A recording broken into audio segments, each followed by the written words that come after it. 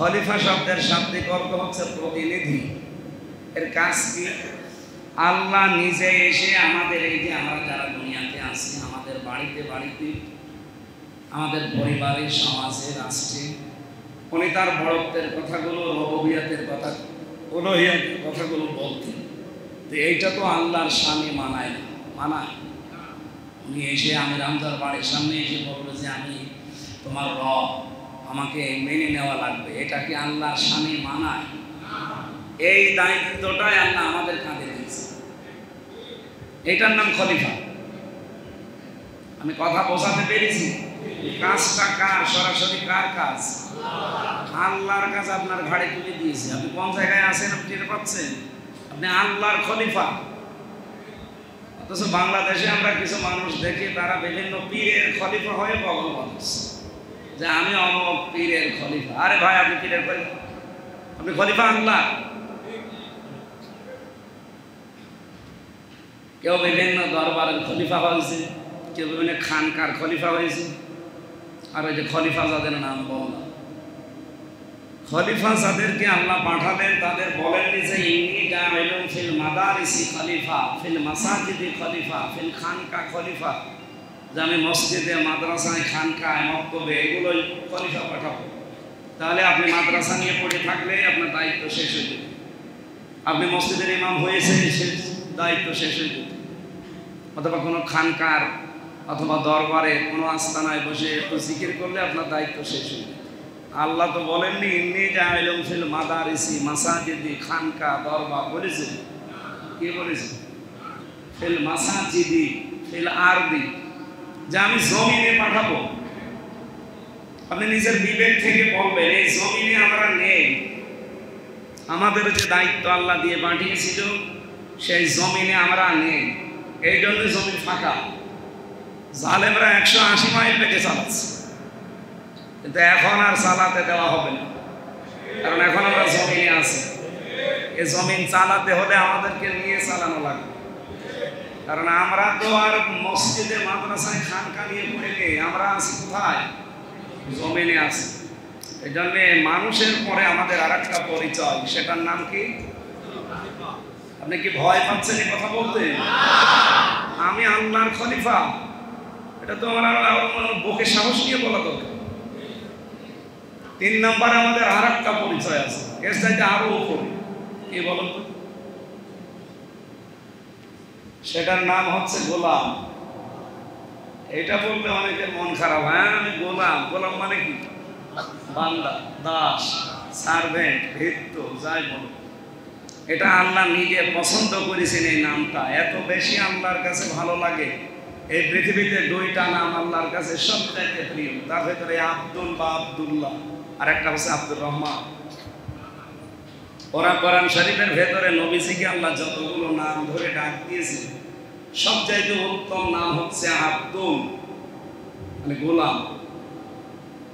কোরআনে কারিমে আল্লাহ পাক বলেন তাবারাকাল্লাযী নাযালাল ফুরকানা আলা আবদিহি লিয়াকুনা লিল আলামিনা নাযীরা। এখানে আল্লাহ পাক পৃথিবীর কোনো নাম দেয়নি, দিয়েছেন আব্দুল। আমি আমার বান্দার উপরে কোরআন নাযিল করেছি। কি নাম বললেন? বলেন বলেন। আব্দুল, বান্দা, গোলাম। ওয়াইন কুনতুম ফি রাইবিন মিম্মা নাযালনা আলা আবদিনা, আমি আমার বান্দার উপরে নাযিল করেছি। তাহলে যে গোলাম, বান্দা, এই শব্দটা অনেক দামি শব্দ, কিন্তু এটাকে আমরা ভেজাল লাগিয়ে দিয়েছি। কত মানুষ দেখে বলে আমি অমুক পীরের গোলাম। আস্তাগফিরুল্লাহ। আমরা পৃথিবীতে রাসূলুল্লাহরও গোলাম না, আমরা কার গোলাম? এখানে গোলামি করতে হলে আমাদের এই মাথা যদি নত করা লাগে, শুধু আল্লাহ বাদে কারোর সামনে আমরা নত হই। আল্লাহ একটা কোরআনে সুন্দর দৃষ্টান্ত দিয়েছে, সূরা হজের ভেতরে পাবেন 17 পারা 20 নম্বর পৃষ্ঠার প্রথম লম্বা লাইনে আছে। আল্লাহ পাক বলেন ইয়া আইয়ুহান নাস দরিবা মাসালুন ফাসতামিউ লাহ। হে মানব মণ্ডলী, শুধু মুসলমানেরা সময় কথা আল্লাহ বলেন না, বলেছে হে মানব মণ্ডলী। আমি একটা উদাহরণ দিচ্ছি, একটা দৃষ্টান্ত দিচ্ছি, একটু লক্ষ্য করো তো দৃষ্টান্তটা কত সুন্দর। ভালো করে মনোযোগ দিয়ে একটু শোনো। ইন্নাল্লাযীনা তাদউনা মিন দুনিল্লাহ লা ইয়াখলুকু যুবাবান ওয়ালা ইজতামাউ লাহ। নিশ্চয় যারা আল্লাহ বাদে অন্য কাউকে ডাকে, আপনাদের আসলে জায়গা তো ঝামেলা হবে, মানুষ একটু সামনে এগিয়ে আসে। এক কাতার ভেঙে বসেন তো, পরে কাতার ঠিক হবে। আসেন বারবার আপনি বসেন, আপনি বসেন, এক জায়গায় বসেন,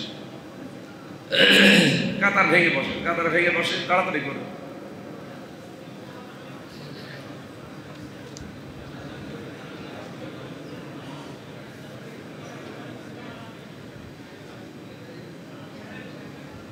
আলহামদুলিল্লাহ। কথা বলা যাবে না, এমনিতে ইশারায় কাজ করেন, কথা বলবেন। কোরআন শোনার যে সমস্ত আদবগুলো আছে তার ভেতরে ফাসতামিউ লাহু ওয়া আনসিতু, চুপ থাকা লাগে। প্রথম শর্ত এটা, চুপ থাকা, এরপরে শুনবে। দুইটাই ফরজ। কিন্তু কোরআনের কথা বলা যেমন ফরজ, যে জানে তার জন্য, বা যে জানে না সে যদি আন্দাজে বলতে চায়, ভুল হয়ে যায়, তার কিন্তু আবার গুনাহ হবে। কথা বোঝে? অনেকেই জানে না, আন্দাজে কোরআনের কথা নাম দিয়ে চালিয়ে দেয়।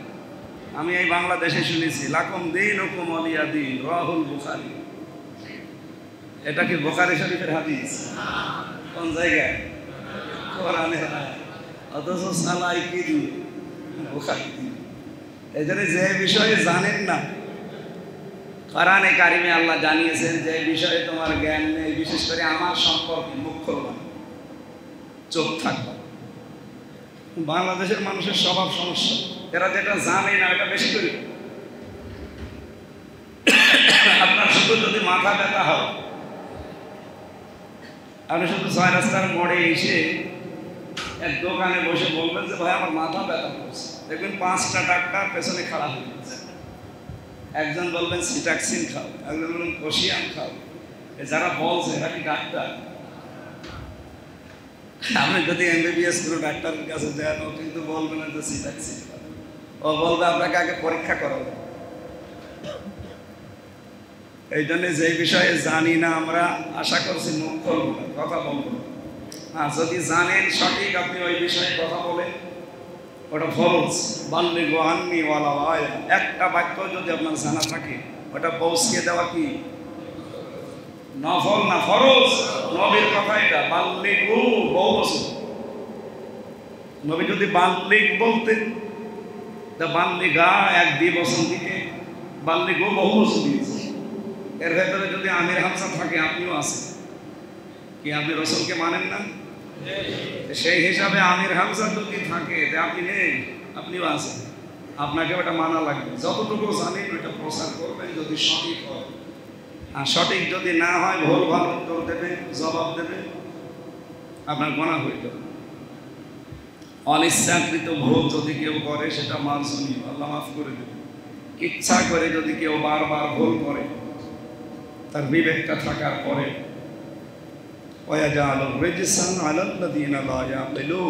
কোনো মানুষকে বিবেক আমি দিয়েছি, কিন্তু বিবেক কাজে লাগাই না, সে ভুল ভাল জিনিসের উপরে চলতে থাকে, তখন আমি আল্লাহ ভুল সিদ্ধান্ত তার উপরে চাপিয়ে বলেন নাউজুবিল্লাহ।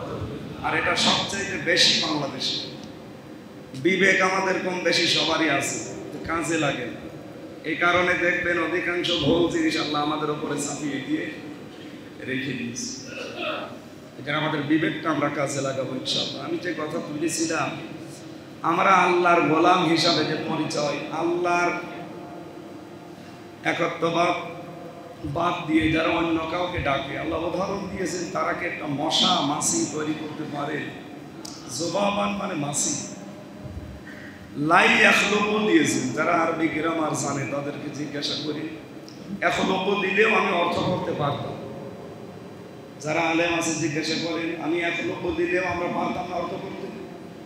লাই এখলকও দিয়েছে, আল্লাহ গ্যারান্টি দিয়েছেন জীবনেও সম্ভব, জীবনেও বানাতে পারবে না একটা মাছি। এমনকি তাদের সামনে যদি কোনো খাবার থাকে, সে খাবারকে তারা সংরক্ষণ করতেও পারবে না। কোনো মাছি এসে যদি নিয়ে যায়,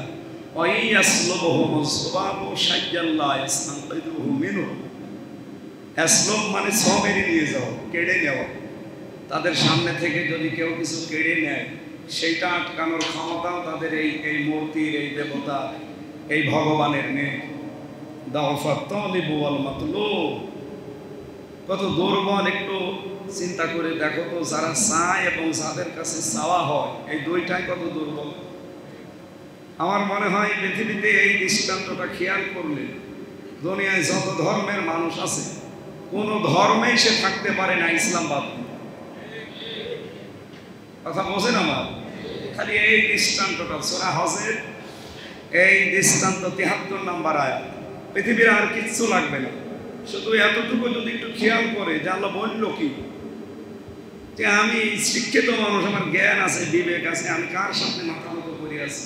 আমি নিজে মাটি দিয়ে বানালাম, খড় দিয়ে, বাঁশ দিয়ে, কাঠ দিয়ে, আর আমি যা বানিয়েছি যদি দাঁড়িয়েও থাকতে পারতো তাও তো হতো। কয়েকদিন আগে একটা অনুষ্ঠান ছিল আমার সিরাজগঞ্জে, মাহফিলের গেট যেখানে বানিয়েছে পাশে হচ্ছে পূজার গেট, মানে ওদের যে মন্দির। বৃষ্টি হচ্ছিল, আমি কমিটিকে বললাম যে ভালো জায়গা দিয়ে নিয়ে যাবো। ওরা বলছে ওদের একটা জায়গা আছে কিন্তু আপনি যেতে পারবেন না, চলেন ওই যে মন্দিরের পেছন দিয়ে।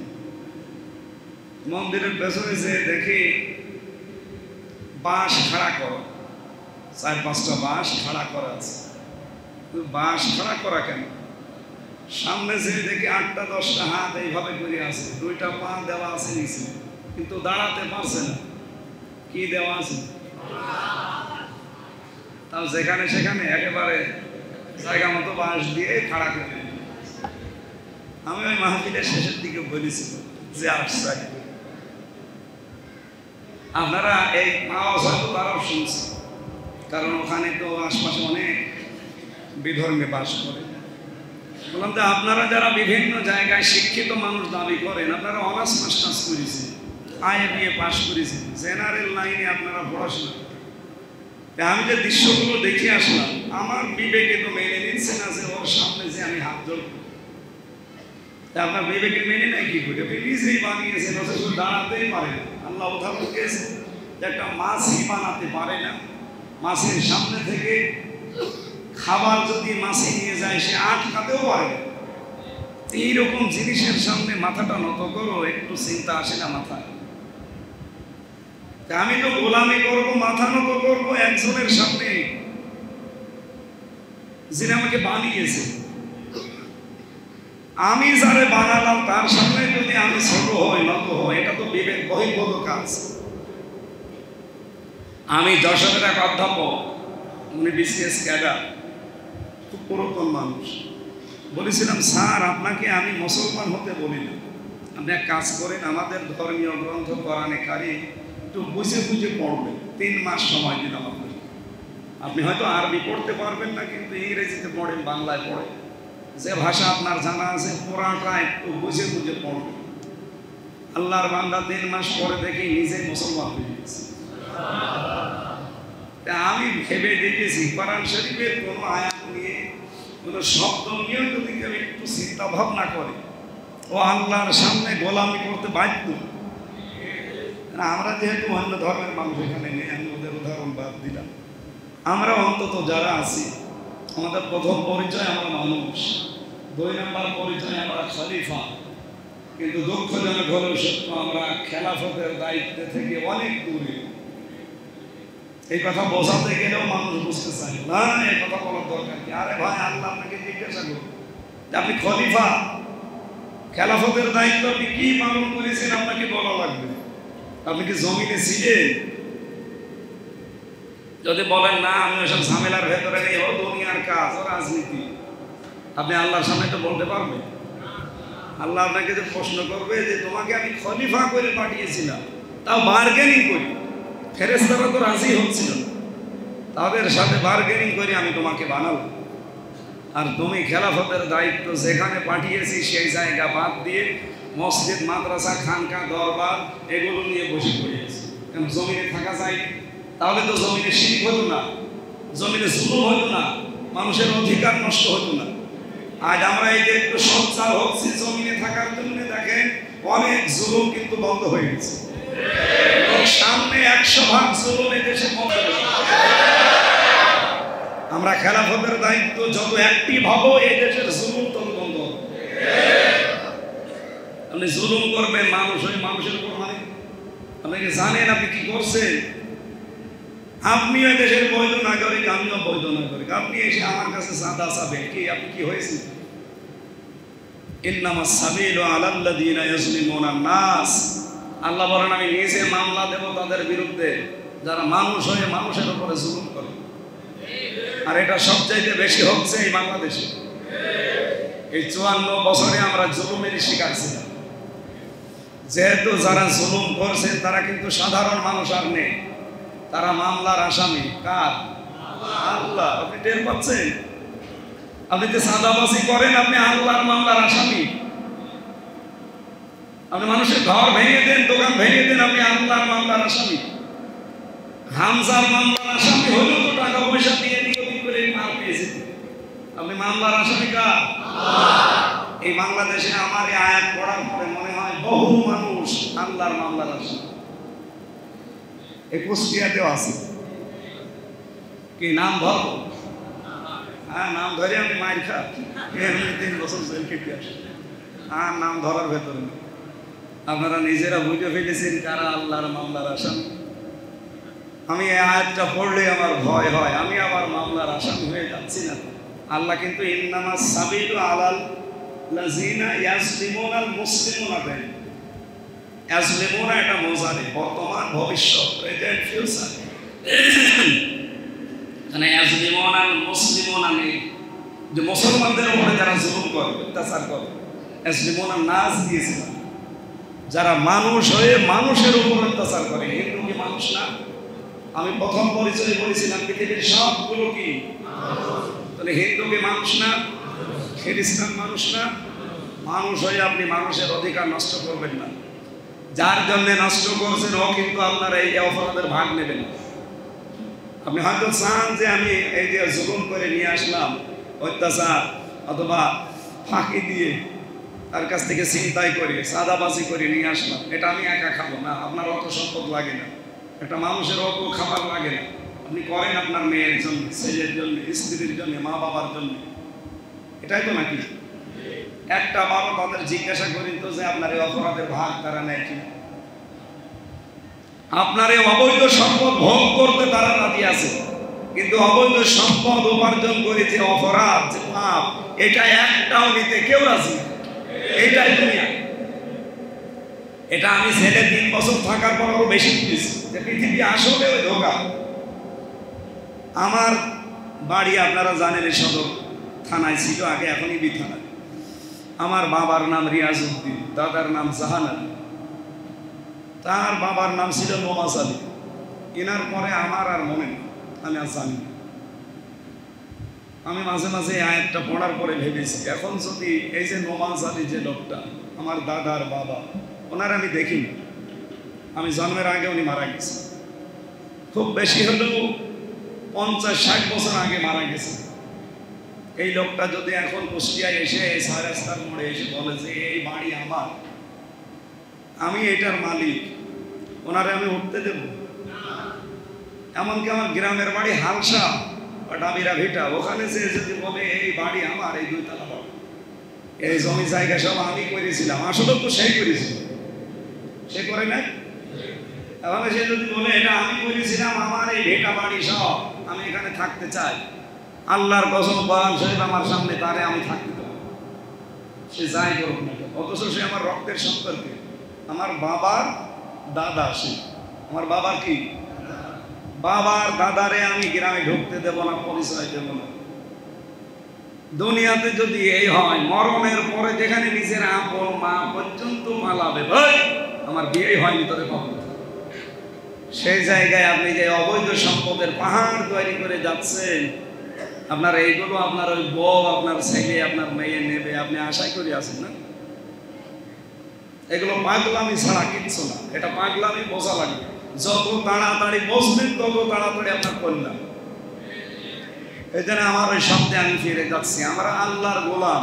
কারোর সামনে মাথা নত করার ক্ষমতা আল্লাহ আমাকে দেয়নি, আমাকে দিয়েছে মাথা নত করতে কার সামনে? আমাদের যে পরিচয় আমরা শুনলাম, আপনি কোন ক্যাটাগরিতে আছেন আপনি মিলান। আপনি আল্লাহর বান্দা, 3 নম্বরে এটা, 2 নম্বরে আল্লাহর খলিফা, 1 নম্বরে আমরা মানুষ। মানুষ হিসাবে আমরা পরিচয় দিতে পারি, বাকি 2টার পরিচয় দেওয়ার মতো ক্ষমতা আমাদের। আমান আহসানু কাওলাম মিম্মান দাআ ইলাল্লাহ ওয়া আমিলা সালিহান ওয়া ক্বালা ইন্নানি মিনাল মুসলিমিন। আল্লাহ বলেন আহসান ইসমে তাফসীর, সুপারলেটিভ ডিগ্রি এটা। এই লোকটার চাইতে ভালো কথা পৃথিবীতে কেউ বলে না, যে আল্লাহর দিকে মানুষকে আহ্বান করে, ডাকে। এরকম ডাক বাংলাদেশে নেই। আমরা যারা আল্লাহর দিকে মানুষকে ডাকি, সে যেই ডাকেন না কেন, তার চাইতে উত্তম কথা দুনিয়ায় কেউ বলে না। 2 নম্বরে কি? ওয়া আমিলা সালিহা, ভালো ভালো কাজের আঞ্জাম দেয়। ভালো কাজ মানে যে কাজে মানুষের উপকার হয়, এরকম কোনো কাজ সে আঞ্জাম দেয়, পেছনে থাকে। আপনি এবার নিজের পক্ষ থেকে বলেন, এরকম কাজ বাংলাদেশে আমরা যারা আছি কে কে করি? যদি করে থাকেন তাহলে আয়াতের ভেতরে আপনি আছেন। আমি কি এটা আবার রিপিট করব? যারা আল্লাহর দিকে মানুষকে ডাকে 1 নম্বরে, এইদিকে তাকান। 2 নম্বরে আমিলা সালিহা, ভালো ভালো কাজের আঞ্জাম দেয়। এ পর্যন্ত বুঝেছেন কিনা বলেন? 3 নম্বরে ওয়াকালা ইন্নানি মিনাল মুসলিমিন, সে বুঝ করে বলতে পারে যে আমি মুসলমান। আমি কি মুসলমান? এবার আমার প্রশ্ন আপনাদের কাছে, কুষ্টিয়া আমার নিজের জেলা। বাংলাদেশকে যত ভালোবাসি তার চাইতে কুষ্টিয়াকে বেশি ভালোবাসি মানুষ হিসাবে, এটা এমনি চলে আসে। বলেন আপনাদের এই ভালোবাসার মানুষদের কাছে আমি বলছি, আপনি আয়াতের প্রথম 2টা বলতে পারবেন যে আমি আল্লাহর দিকে মানুষকে ডাকি, আমি ভালো ভালো কাজও কিছু সমর্থন অনুযায়ী করি, কিন্তু 3 নাম্বারটা বলতে পারবেন? ওয়াকালা ইন্নানি মিনাল মুসলিমিন, আমি কিন্তু মুসলমান বলতে পারবো না? পারবো, কারণ সে পরিবেশ এখনো বাংলাদেশে নেই। একজন মানুষ যদি বলে আমি মুসলমান, তার কাছে সুদ থাকবে, ঘোষ থাকবে, বেপরদা থাকবে, কিভাবে বলবেন আপনি মুসলমান? আমরা তো সেইটা তৈরি করতে চাই। আপনি যেন মুখ উঁচু করে বলতে পারেন আমি কিন্তু মুসলমান। আর আমি যদি মুসলমান দাবি করি, আমার 3.5 হাত বডির ভেতরে মুসলমানিত্ব থাকবে। 3.5 হাত বডির ভেতরে এক জায়গায় মুসলমানিত্ব আছে, শুধু আগা কাটা আছে ওই জায়গায়, বাকি কোনো জায়গায় নেই। আপনি বলেন শুধু ওইটা বাদ দিয়ে কোন জায়গায় আপনি মুসলমান? মাথার ভেতরে আপনার চুলের কাটিং মুসলমানের মতো না, আপনি চুল দেখে দেখে কাটেন মেসির মতো, কাকার মতো। আমি কি বেশি বললাম? চুলের যে কাটিং যে নিয়ম আছে, এই কাটিং আপনি চুল কাটেন না। নবীজির 3টা তরিকা ছিল। এরপরে নিচের দিকে নামে আপনার মোষ রাখা দরকার ছোট, আর দাড়ি রাখা দরকার লম্বা। আপনি মোষ রেখে দিয়েছেন রবীন্দ্রনাথ ঠাকুরের মতো, কিন্তু দাড়ি রাখতে গেলে আপনার সমস্যা। অনেকে বলে দাড়ি রাখলে কেমন বুড়া বুড়া লাগে। আরে ভাই, দাড়ি রাখলে যৌবন ঠিক থাকে। আমি গোপন কথা বলছি ভাই, যারা দাড়ি বেশি বেশি কাটবে তাদের যৌবন শক্তি নষ্ট হইবে। তারা উপরে যতই ফিট পান, ভেতরে কি শেষে চলে যাবে বাড়িওয়ালা, তখন টের পাবে। এই জন্য আজকে থেকে দাড়ি আর কাটবে, এরপরে আপনার যা ভালো লাগে খুবই। 3 নম্বরে পোশাকের দিকে তাকান, এরপরে আরো নিচের দিকে যান। একটা জায়গায়ও আপনি বলতে পারছেন না 3.5 হাত বডিতে যে আমি মুসলমান, আর বাকি জায়গায় আপনি কি করে বলবেন? ব্যবসায় যে বলতে পারবেন, কারণ ওখানে আপনি যে ব্যবসা করছেন ওজনে কম বেশি করেন, খাদ্যে ভেজাল দেন, ঔষধ মিশান। বাকি জীবনের কোন জায়গা আছে যে আপনি বলবেন আমি মুসলমান? বলেন। আপনি বিয়ে শাদীতে গিয়ে বলতে পারবেন আমি মুসলমান? মুসলমানের বিয়েতে কোনোদিন বরযাত্রী যায়? মুসলমানের বিয়েতে বরযাত্রী বলে কিছু নেই, আছে অলিমা। কি আছে? এখানে যারা বিয়ে শাদী আমরা করেছি, আমারও এটা বলা ঠিক না, কারণ আমিও করি না। কারণ আমি যেটা করি না এটা বলাও তো ঠিক না। তারপরও শিক্ষার জন্য বলছি, আগামীতে যারা বিয়ে করবে, বিয়ে শাদী যদি মুসলমানের নিয়মে করতে হয়, অলিমা করা লাগে। অলিমা কি ছেলের বাড়ি হয় না মেয়ের বাড়ি? বলেন বলেন। আর বিয়েতে যে বরযাত্রী যাওয়া, এই নিয়মটা হিন্দুদের। হিন্দুরা ওরা ওদের নিয়ম অনুযায়ী ধর্মীয় রীতি যে একদিনে সব মেয়েকে যা দেওয়ার দিয়ে দেয়, ওইটা আমরা ওদের কালচার থেকে নিয়েছি। তাহলে আজকে থেকে যদি বলেন যে আমি মুসলমান, বিয়েতে আপনি বরযাত্রী যাবেন, এখানে বলছেন না কালকে তো দাওয়াতে যাবেন না, কেউ আসলে বলবেন যে ভাই আমি মুসলমান, আমি বরযাত্রী যাব না, আপনি অলিমা করেন, দরকার আমি পরিবার নিয়ে যাব, কিন্তু আমি আর বরযাত্রী খেতে রাজি না। কারণ কি, মেয়ের বাড়ি থেকে তার বাবার কাছ থেকে যদি আপনি একটা পানও খান, তার মনের খুশি ছাড়া ওইটাও হারাম। কথা বুঝতেছেন? তাহলে আয়াতে কথা ছিল কয়টা বলেন তো? 3টা। আরো জোরে বলুন। আপনি কয়টা মানতে পারছেন বলুন? আল্লাহর দিকে ডাকি আমিও ডাকি, আপনিও ডাকেন, কম বেশি আমরা, ঠিক আছে। 2 নম্বরে আমিলা সালেহা, ভালো ভালো কাজ আমরা যে যতটুকু পারছি আঞ্জাম দিচ্ছি। 3 নম্বরে এই কথা মুখ ফুটে বলার সাহস আমাদের কারণে, কারণ সে পরিবেশ নেই। একটা অফিস দেখাতে পারবেন যেখানে টাকা ছাড়া ফাইল চলে, তাও তো এখন একটু পরিবর্তন হয়েছে, তা তো আমি জানি। তাহলে আপনি কি করে বলবেন ব্যক্তিগত জীবনে, পারিবারিক জীবনে, সামাজিক জীবনে, অর্থনৈতিক জীবনে, রাজনৈতিক জীবনে, ধর্মীয় জীবনে, সাংস্কৃতিক জীবনে, রাষ্ট্রীয় জীবন, আন্তর্জাতিক জীবন, এই জীবনগুলোর প্রশ্ন কিন্তু করা হবে। খালি মনে করছেন আপনার ব্যক্তিগত জীবনই শেষ, এরকম এখন 8টা জীবন আছে এ পুরা কোরআন শরীফের ভেতরে সাজানো। আমরা আশা করছি সব জায়গায় যেন আমরা মুখ উঁচু করে বলতে পারি ওয়াকালা ইন্নানি মিনাল মুসলিমিন, আমি কিন্তু সাধারণ মানুষ না, আমি মুসলমান। আমি যেন মুসলমান এই কথা এখান থেকে কবরে যেও বলতে পারি, সেই পরিবেশ আমরা এই বাংলাদেশে বানাতে চাই। আপনার কাছে যদি এটা মনে হয় যে রাজনীতি, হ্যাঁ এটাই আমার রাজনীতি, যদি মনে হয় এটা ধান্দাবাজি, হ্যাঁ এটাই আমার ধান্দাবাজি। কারণ আমি বলতে চাই যে আমি মুসলমান, আমি তো বলতে চাই না যে আমি হিন্দু, না আমি বলতে চাই কি কোরআন শরীফ আমাকে শিখিয়েছে সূরা হামিদ সেজদা 33 নম্বর আয়াত। যদি ভালো না লাগে আয়াত কেটে বাদ দিয়ে দিন। যা আমার আজকের আলোচনার বিষয় আমি সাজিয়েছিলাম আমল নামা। কি বললাম? খুব গুরুত্বপূর্ণ একটা সাবজেক্ট এটা ঘন্টার পরে ঘন্টা কথা বলা যায়। যত লিখেছি আমি এর ভেতরে 44 পৃষ্ঠা আজকে লিখেছি। আমরা যতটুকু পারছি সামারাইজ করে আপনাদেরকে মূল থিমটা জানাই। ফাম্মা মান উতিয়া কিতাবাহু বিয়ামিনিহি, কিয়ামতের ময়দানে আল্লাহ মানুষকে দেবে তার কিতাবটা হাতে পাওয়ার পরে ফায়াকুলু হাউ মুকরাউ কিতাবিয়া, সে লোকটা নিজে বলবে এই দেখো আমার কিতাব। ম্যাট্রিক পরীক্ষার রেজাল্ট দিলে, এসএসসি পরীক্ষায় যদি ফার্স্ট ক্লাস ফার্স্ট হয়, ও যেমন তার রেজাল্ট তার আত্মীয় স্বজনকে দেখায় আনন্দের সাথে যে এই দেখো আমি কিন্তু গোল্ডেন প্লাস পেয়েছি। আল্লাহ বলেন কিয়ামতে এই দৃশ্যটা আমি তৈরি করব। আপনি একটু নিজেকে ওই জায়গায় দাঁড় করান তো। আপনি মনে করেন পাশ করে গেছেন, ডান হাতে আল্লাহ আপনাকে আমল নামাটা দিয়ে দিয়েছে। এটা নিয়ে আপনার আত্মীয় স্বজন যারা আছে তাদের কাছে আপনি আনন্দে লাফাতে লাফাতে যাচ্ছেন। আল্লাহর কাছে বলা লাগবে ইন্নী মুলাকিন যানানতু আন্নী মুলাকিন হিসাবিয়া, অবশ্যই আমি জানান্তু মানে যদিও ধারণা করা, কিন্তু তাফসীরে আছে জানান্তু মানে দৃঢ় বিশ্বাস করা। এটা রেকর্ড হচ্ছে, সারা দুনিয়া চলছে। আমি যদি একটা কথা এখানে ভুল বলি, সিরে টান হয়ে যায়, কালকে কিন্তু উল্টা পাল্টা শুরু হবে সারা দেশে। ইন্নী অবশ্যই আমি জানান্তু, এখানে যদিও জানান্তু মানে ধারণা করা, কিন্তু এখানে তাফসীরের ভাষায় জানান্তু মানে দৃঢ় বিশ্বাস করা। এটা ইবনে কাসিরে আছে, ফি জিলালিল কোরআনে আছে।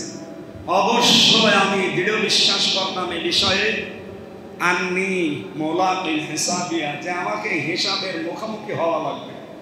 এই বিশ্বাসটা যার ভেতরে যত বেশি দৃঢ়ভাবে পয়দা হবে, ওই মানুষের জীবন তত বেশি পরিচ্ছন্ন হবে। খলিফাতুল মুসলিমিন হযরত ওমর এই আয়াতটা নিয়ে তিনি তাফসীর করছিলেন মসজিদে নববীতে। হঠাৎ তার ছেলে এসে বলছে, বাবা আমি একটা বিচার চাই। কি বিচার? আমাকে যেখানে ভর্তি করেছিলেন ওখানে হযরত আলী, উনি ছিলেন ওই দেশের প্রধান বিচারপতি। তার ছেলে হোসাইন শুধু কলম ফেলে দেয় আর আমাকে বলে তুলে দাও। আমি 3 বার তুলে দিয়েছি। আমিও তো সাধারণ মানুষের ছেলে না, তো রাষ্ট্রপতির ছেলে, আর সে প্রধান বিচারপতির ছেলে। বলেন তো দেশে রাষ্ট্রপতির নাম বেশি না প্রধান বিচারপতি? তা আপনি সারা দেশের মালিক, আর সে আপনার আন্ডারে কাজ করে তার বাবা। অথচ আমি 3 বার তার ছেলের কলম তুলে দিলাম। আর আমার কি বলছে? বলছে তুই গোলামের বাচ্চা, খাদেমের বাচ্চা। একটা কথা হইল, আমি এটা মানতে পারি না, অপমান বোধ করেছি, আমি বিচার চাই। উনি আলোচনা বন্ধ করে মসজিদে নববীতে বললেন, হোসাইন এখানে আসো? বলে হ্যাঁ, সামনে আসো। তুমি আমার ছেলেটাকে গালি দিয়েছো, ছোট করেছো সবার সামনে। হযরত হোসাইন বললেন, হ্যাঁ আমি বলেছি। কেন বললে এ কথা? ইমাম হোসাইন বলে, খলিফা ওখানে দাঁড়িয়ে মেম্বরে আপনি দাঁড়িয়ে বুকে হাত দিয়ে বলেন তো, আপনি কি আমার নানার খাদেম ছিলেন না? আমি যে খাদেমের বাচ্চা খাদেম বলেছি এমনি বলি নাই, আপনি নিজেই বলেন আপনি কি আমার নানার খাদেম ছিলেন না? হযরত ওমর রাদিয়াল্লাহু আনহু কাঁদলেন, বললেন, হোসাইন আমি তো এভাবে কোনোদিন ভাবি নাই। হ্যাঁ আমি তো আসলেই খাদেমই ছিলাম নবীজি, আমি তো খেদমত করেছি। তার খেদমত যে করে সে কি? আমি তো আসলেই খাদেম, কিন্তু এত কোনো সার্টিফিকেট নেই। তুমি কি লিখে দিতে পারবা যে আমি নবীর খাদেম ছিলাম? কাগজ কলম নিয়ে আসেন। খেজুরের পাতা নিয়ে এসেছে, উনি লিখে দিলেন, ওমর আমার নানার খাদেম ছিল, আমি দেখেছি। ইতি হোসাইন ইবনে আলী সই করে দিলাম। কাগজটা হাতে নিয়ে তিনি চুমা খেলেন। উপস্থিত লোকজনকে বললেন, নবীর সাহাবীরা বিচার হয়ে গেছে। ছোট মানুষ তো আব্দুল্লাহ বসে না, বলে বাবা তুমি তো কিছু করলে না, কিভাবে বিচার হলো? হযরত ওমর বলে, সন্তান যে বিচার করেছি দুনিয়া না মরণের পরও কাজে লাগবে। আমি যখন মারা যাবো এই কাগজ তোমার কাফনের ভেতরে দিয়ে দিও।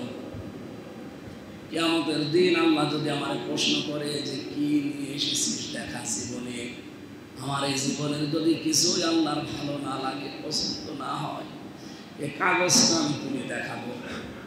রব্বুল আলামিন একটু তাকাও, এখানে লেখা আছে আমি নবীর খাদেম ছিলাম।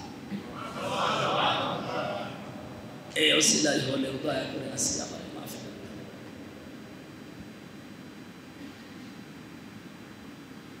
তারা এমনি জানান তো আননি মোলাকিন হিসাবিয়া, কি বিশ্বাস করতো বলেন তো? আর আমাদের কোন ধান্দায় আছে আমরা? সে জান্নাতের গ্যারান্টি প্রাপ্ত মানুষ দুনিয়ায়, যে 10 জন মানুষ সার্টিফিকেট পেয়েছে জিন্দা অবস্থায়, তার ভেতরে উনি 2 নাম্বার। ওনাকে সরাসরি জীবিত অবস্থায় নবীজি জানিয়েছে যে তুমি জান্নাতি। এরপরও যদি এই ভয়ে থাকে কিয়ামতে হিসাব দেওয়া নিয়ে, আমাদের আরো কত উপরে থাকা দরকার বলে? উনি মেম্বারে দাঁড়িয়ে কাঁদছিলেন আর বললেন, নবীর সাহাবীরা বিচার হয়ে গেছে, আর বিচার করা লাগবে না, আমি আমার সার্টিফিকেট পেয়ে গেছি। কিয়ামতে যদি আল্লাহ আমাকে বিচারের দরবারে দাঁড় করিয়ে জিজ্ঞাসা করে আমার জীবন সম্পর্কে, আমি বলবো যে এই দেখো আমার সার্টিফিকেট আছে, আমি নবীর খাদেম ছিলাম। উনি তো একটা জিনিস নিয়ে দাঁড়াবে, আপনার কি আছে দাঁড়ানো বলেন? আপনি যে দাঁড়াবেন কি নিয়ে দাঁড়াবেন? এরকম কোন গোপন আমল গোপন কাজ কোনোদিন করেছে যে আমি আল্লাহর দরবারে আমি ছাড়া উনি ছাড়া কেউ জানে না? আল্লাকা সিররুন ইনদাল্লাহ বাইনাকা আনতা ওয়া বাইনাল্লাহ, আল্লাকা সাদাকাতুন তাখফা লা ইয়ালামুহা ইল্লাল্লাহ। কবি বলছে এমন কোন কাজ জীবনে আছে যেটা তুমি ছাড়া আর আল্লাহ ছাড়া কেউ জানে না? এজন্য রাতের বেলা উঠে গোপন একটা সেজদা দেবেন লম্বা করে, যেন আপনি ছাড়া আর আল্লাহ ছাড়া কেউ জানে না। কিয়ামতে যেন অন্তত এই সেজদাটাও দেখানো যায় যে আমি একটা সেজদা তোমার জন্য বহু সময় ধরে দিয়েছিলাম। আল্লাহ কবুল করেন, আমিন। ফাহুয়া ফি আইশাতির রাদিয়া, সে লোকটা বলবে আমি হিসাব দেওয়া লাগবে, বিশ্বাস দৃঢ় হবে কর্তা আমাকে আল্লাহ সন্তোষজনক একটা জীবন দিয়েছেন। ফি জান্নাতিন আলিয়া, সুউচ্চ জান্নাতে আল্লাহ আমাকে প্রবেশ করিয়েছেন। কুতুফুহা দানিয়া, এমন একটা বাগান, এমন একটা জান্নাত আজকে পেয়েছি যেখানে ফলগুলো ঝুলে থাকে। পৃথিবীতে কোনো গাছের কাছে যে যদি বলেন আমি ফল খেতে চাই, ফল একবারে মুখের ভেতরে চলে আসবে না। এটা জান্নাতে, জান্নাতের ভেতরে যদি শুধু মনের ভেতরে কামনা আসে, ওয়ালাকুম ফিহা মা তাশতাহি আনফুসুকুম ওয়ালাকুম ফিহা মা তাদদাউন। এমন ভাবে জান্নাতটা আমি বানিয়েছি, শুধু মনের ভেতরে কল্পনা আসলে সঙ্গে সঙ্গে ওটা মুখের ভেতরে চলে যাবে। এই আয়াতের হাজার হাজার কথা ছিল। কুলু ওয়াশরাবু, আল্লাহ বলবেন খাও পান করো, হানিয়াম বিমা আসলাফতুম ফিল আইয়ামিল খালিয়া। পৃথিবীতে বহু কষ্টে ছিলে আমি আল্লাহর দ্বীনের উপরে চলতে গিয়ে, এই কষ্টের বদলা স্বরূপ আমি এটা তোমার জন্য আজকে ফ্রি করে দিলাম। কেন? যতদিন তুমি থাকতে চাও ততদিন থাকতে পারো। খালিদিনা ফিহা লা ইয়াবগুনা আনহা হিওয়ালা।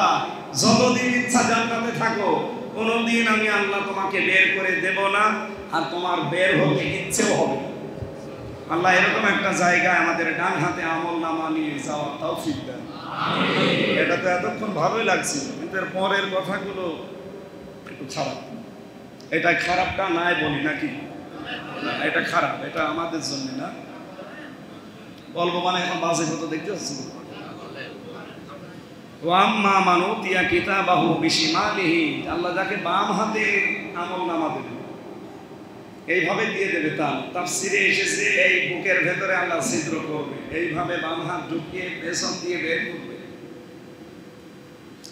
পেছন দিয়ে বাম হাতে আমল নামা বলে আপনার এই কাগজপত্র, আপনার কিতাব বই যাই বলেন, ওটা দেওয়ার পরে পেছনে তো হাত এবার টান দেবে বুকের মাঝখান দিয়ে, ভেতরে যা আছে সব ছিন্ন ভিন্ন হয়ে বেরিয়ে আসবে। ফায়াকুলু ইয়া লাইতানি লাম উতা কিতাবিয়া, ও বলবে এই কিতাব, এই বই যদি আমারে দেওয়াই না হতো, ওয়ালাম আদরি মা হিসাবিয়া, আজকে যদি আমার কোনো হিসাব নেওয়া না হতো।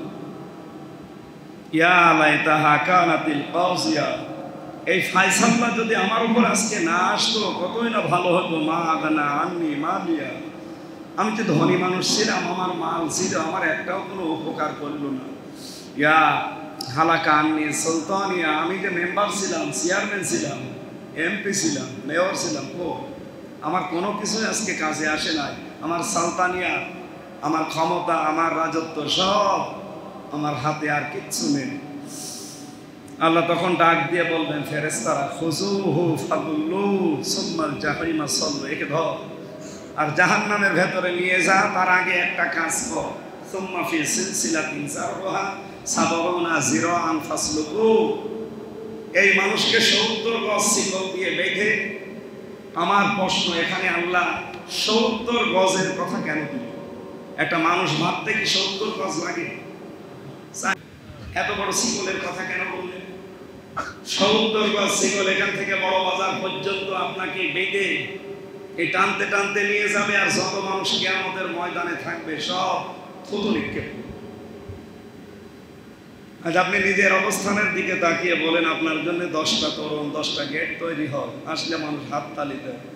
কিয়ামতের দিন গলায় শিকল বাঁধিয়ে এখান থেকে বড় বাজার পর্যন্ত যদি টেনে নিয়ে যাওয়া হয়, আর মানুষ যদি থুতু নিক্ষেপ করে, আমার তো মনে হয় এরকম জীবনও বাংলাদেশে অনেকের আছে। আমি কথা কি বোঝাতে পেরেছি? এরকম জীবন বাংলাদেশে অনেকের নেই, অথচ সে আসলে 10টা গেট তৈরি হয়ে যেত, তার সাথে শুধু মুসাফা করার জন্য লাইন দেওয়া লাগতো। আল্লাহ এই দৃশ্যগুলো তুলে ধরবেন কিয়ামতের দিন, আগের থেকে প্রশ্নপত্র ফাঁস করে দিয়েছে। কেন এগুলো করব জানো? ইন্নাহু কানা লা ইউমিনু বিল্লাহিল আযীম, সে আমি আল্লাহকে বিশ্বাস করত। এখন প্রশ্ন আসতে পারে, আমি তো বিশ্বাস করি। আপনারা বিশ্বাস করেন, এটা আবার আছে তো। এই বিশ্বাস যে করেন, এই বিশ্বাসটা তো থাকা লাগবে। ওযু করলেই কি ওযু থেকে যায় না ওযু ভাঙে? কয় কারণে? একজন বলল শুধু ওযু যে ভেঙে যায় আপনি জানেন? কয় কারণে ভাঙে ওযু বলেন? 7 কারণে ওযু ভেঙে যায়। আপনার নামাজ পড়লেই কি নামাজ হয় না নামাজ ভেঙে যায়? কয় কারণে? কত? না না 19 কারণে নামাজ ভেঙে যায়। আমার মনে হয় এখানে হয়তো ইমাম সাহেব আর মাস্টার বলতে পারবে, বাকিগুলো সবই ফেল করে। অথচ নামাজ পড়লেও নামাজ ভাঙে, ওযু করলেও ওযু ভাঙে। আমি যে ইন্নাহু কানা লা ইউমিনু বিল্লাহিল আযীম, আমি ঈমান এনেই আছি। আমার ঈমান আছে না গেছে এটা কোনোদিন ভাবি না। আমি আবার বলছি, নামাজ ভাঙে কয় কারণে? ওযু ভাঙে কয় কারণে? ঈমানও ভেঙে যায়। বলছে ঈমান আছে, ঈমান ভেঙে যায় কয় কারণে? 10 কারণে ঈমান ভেঙে যায়।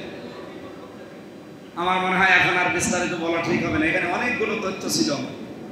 আজকের মতো শেষ করে দিলাম। আগামী সপ্তাহে যেমন নামাজ কোন মসজিদে দিয়েছে আমি জানি না, কোন মসজিদে 16 নম্বর মসজিদ, ঠিক আছে, ওখানে এরপর থেকে কথা বলবো। যেহেতু আমার এক একদিন এক এক মসজিদে নেওয়া থাকে, তো এখানে এই তথ্যগুলো আজকে আর বলতে পারলাম না। আপনারা মেলা বেজে গেছে, আমার মাহফিল আছে আজকে 2টা, যশোরে একটা, ঝিনাইদহে একটা। আমি এখনই চলে যাবো। আসসালামু আলাইকুম।